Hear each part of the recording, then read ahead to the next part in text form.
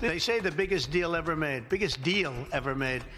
And we have Europe coming in tomorrow and the next day. We have some other ones coming in. We're doing things that have never been done in this country before. And our country is becoming very rich again. And that's the way it should be. They're not taking advantage of us. And it's very good. Welcome back to Way Too Early. It's 5:30 on the dot on the East Coast here, 2:30 out west. I'm Ali Vitale. And that was President Trump touting his new trade deal with Japan, one of America's largest trading partners. The agreement sets the tariff rate at 15%, which is lower than the 24% rate Trump first sought to impose back in April. And of course, the 25% rate he threatened earlier this month.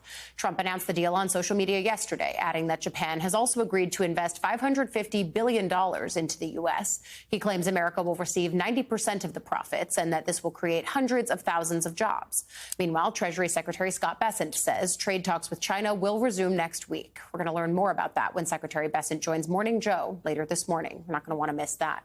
Joining us now, senior economic reporter for Axios, Courtney Brown. So what about this Japan deal sticks out to you? It was one of the key deals that we were waiting for. This is the biggest deal that they have announced yet with respect to importance to the U.S. economy. U.S. consumers love Japanese cars.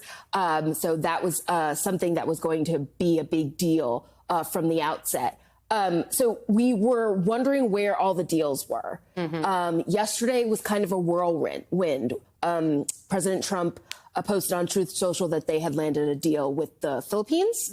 The White House finally released a text of the agreement with Indonesia. And then late last night, we got the deal with Japan. We haven't seen the details yet, but the big question is how automakers are going to be treated. We were talking earlier, the Japanese automakers, their stocks are soaring this morning. They're happy that there is a deal. But what tariff rate will they be subject to? Because remember, there is a blanket 25% tariff on foreign cars. So will they be subject to the 25% or will they be subject to the 15% tariff rate? That's going to be a key question, especially as we see Japanese automakers buoyed by this news. But it's earnings season here in the U.S. and U.S. automakers are having an opposite reaction, at least in their earnings filings. Exactly. So I think U.S. automakers are looking at this deal with Japan. And they're like, wait a second, are they getting off better than we are here? They're worried that they will be subject to a higher tariff rate. As you mentioned, General Motors released earnings yesterday. We also heard from Stellantis, the maker of Jeep.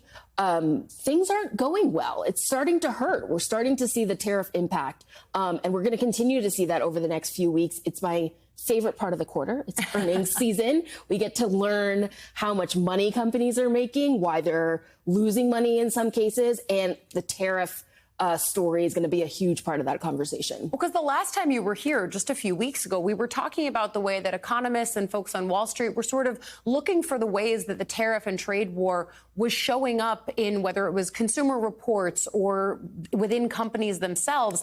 The impact hadn't yet truly been felt, it seemed. Is this the start of that? Are we beginning to see, the result of Trump deferring a lot of these trade deals and deadlines? Is it now finally happening, impact season? We're seeing the profit impact for sure. Some might argue, well, General Motors is going to be okay. They still made plenty of money, but they made less money than they would have if these tariffs weren't in place. It's wealth destruction. Because they're making less money, they have less money to invest in AI or any other technology that would make their company grow faster or allow them to hire more employees. So while you may look at GM's announcement and say, I think that's a massive company, they're going to be fine, there is some sort of effect on everyday Americans if this continues to show up in a big way across large companies. Yeah, and you've got to imagine that even though the impact is deferred, it's probably going to get worse before it gets better. Right. And there's also just the uncertainty. The big question that we've been reporting on is it's on two fronts, right? So the first thing is that we're entering a new world. We thought it was going to be the 10% baseline. We're learning that actually the new normal for tariffs is much higher. What does that transition look like?